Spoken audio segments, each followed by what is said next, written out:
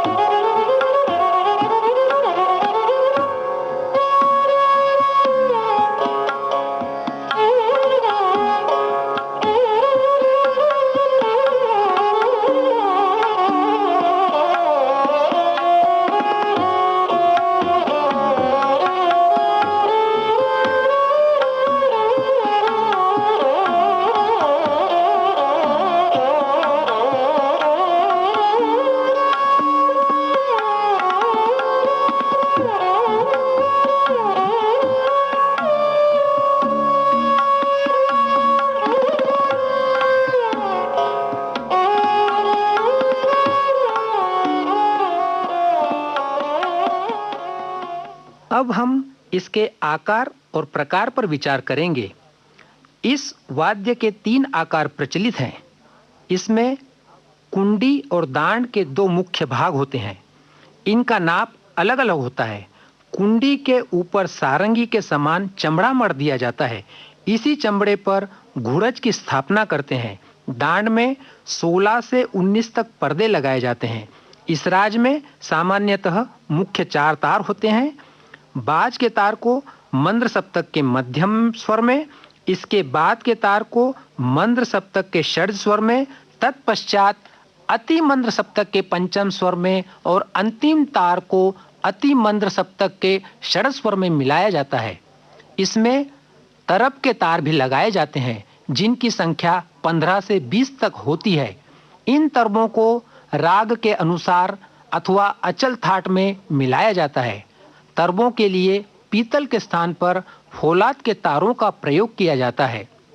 इस राज को बजाने का यह तरीका है कि इसको पालथी मारकर उसकी कुंडी को नीचे की ओर रखकर या फिर गोद में रखकर या घुटने पर टिकाकर वादन करते हैं। दाहिने हाथ में गज पकड़कर तारों पर गज संचालन किया जाता है। बाएं हाथ की तर्जनी, मध्यमा और अनामिका अंगुलियों से स्वर निकाले जाते हैं।